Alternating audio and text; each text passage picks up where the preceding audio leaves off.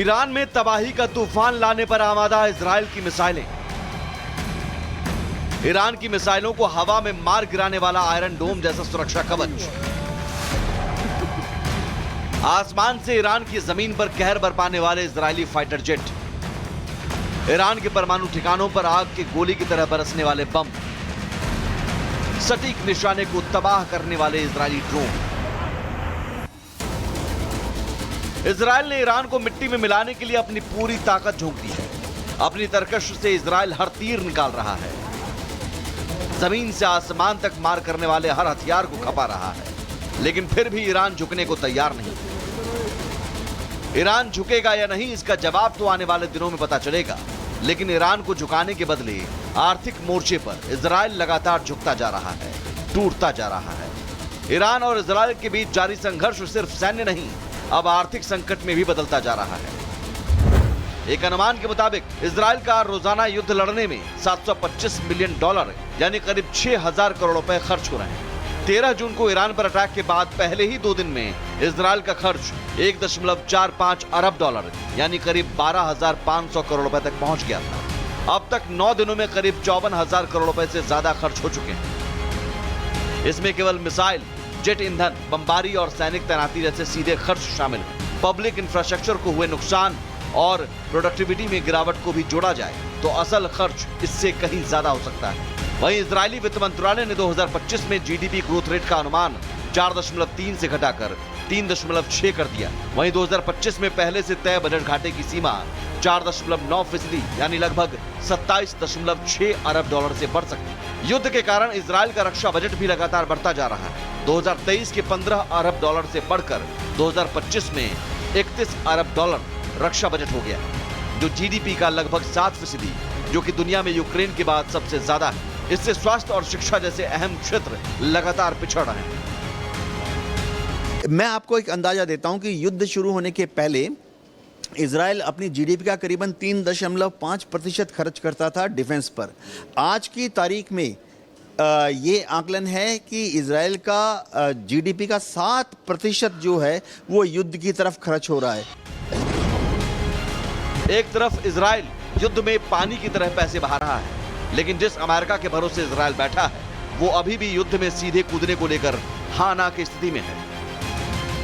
अमेरिकी राष्ट्रपति Donald Trump ने तो अब 14 दिनों का और अल्टीमेटम दे दिया। मतलब साफ है, अगले 14 दिन इजराइल को अकेले ही ईरान के साथ लड़ना होगा। मतलब करीब 84,000 करोड़ रुपए इजराइल को अभी और फूंकना होगा।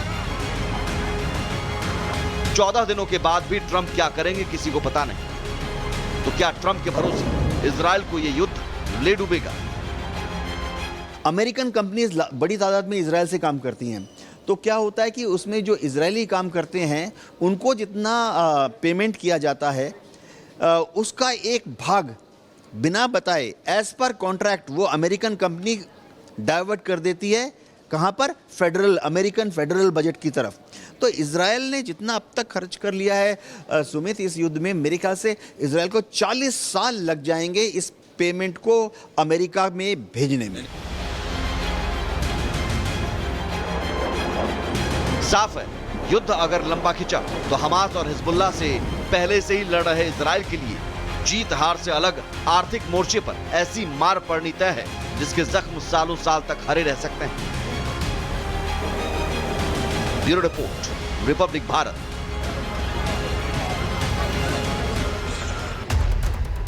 और अब ईरान के एक ऐसे परमाणु ठिकाने के बारे में हम आपको बताएंगे जिस पर अटैक करना नामुमकिन बताया जा रहा है। ईरान के फोर्डो परमाणु ठिकानों के बारे में आप ये जान लीजिए कि ये ठिकाना इतना महफूज आखिरकार क्यों बताया जा रहा है। दरअसल पहाड़ी के भीतर 300 फीट गहराई में ये मौजूद है, जिस पर अटैक करना मुश्किल है। लोकेशन ऐसी है कि सामान्य बम से इसे ध्वस्त नहीं किया जा सकता है। 5 सुरंगों को काटकर बंकर नुमा ये सेंटर बनाया गया है।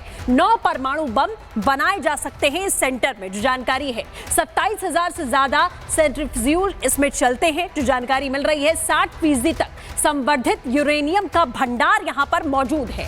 233 किलो तक यूरेनियम 3 हफ्तों में तैयार किया जा सकता है। इसी के साथ ये जानकारी हम आपको दे रहे हैं कि आखिरकार 233 किलो तक यूरेनियम 3 हफ्तों में तैयार हो सकता है और इस पर हमला कर पाना मुश्किल है। अगली खबर के लिए रुक करते हैं सुमित का। और वहीं ईरान के 17 परमाणु वैज्ञानिकों के लगातार जिस तरीके से टारगेट पर है इजराइल के, तो वहीं बड़ी जानकारी ये कि ईरान के 17 परमाणु वैज्ञानिकों के मारे जाने का दावा यहां पर अब किया जा रहा है।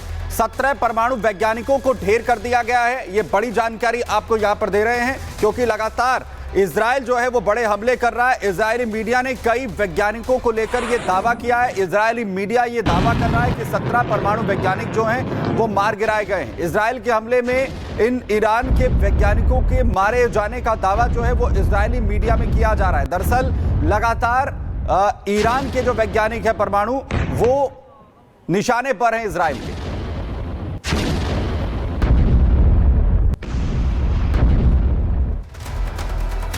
और अब GBU-57 की खासियत हम आपको बताते हैं। दरअसल B-2 बॉम्बर से ये टारगेट की तलाश करता है और B-2 से GBU-57 को गिराया जा सकता है। GBU-57 का टिप जमीन फाड़ता है, जो इसकी खासियत है। जमीन के नीचे तेज धमाका होता है और भारी तबाही यहां पर देखी जाती है। तो युद्ध में किस तरीके के घातक हथियारों का इस्तेमाल यहां पर हो रहा है, आप ये देख सकते हैं कि GBU-57 कैसे पाताल तक पहुंचता है। इसकी खासियत आपने देखी है। अगली खबर के लिए रुक करते हैं सुमित का।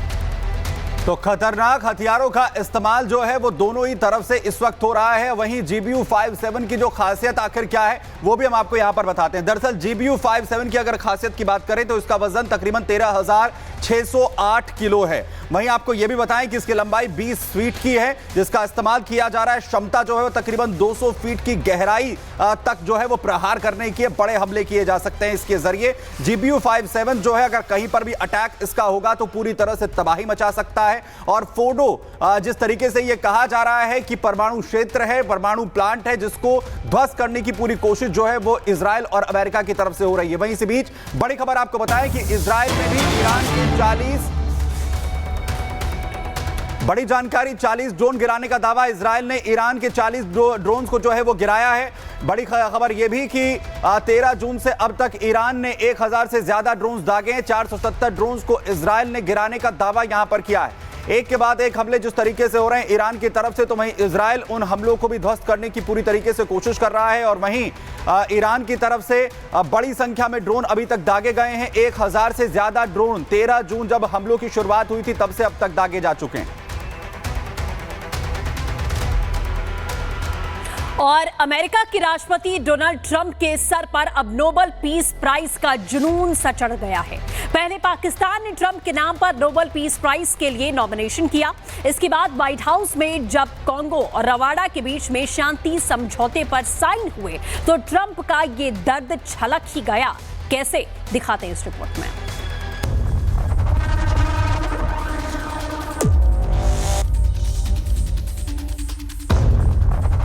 डोनाल्ड ट्रंप की नोबेल पुरस्कार की चाहत सबसे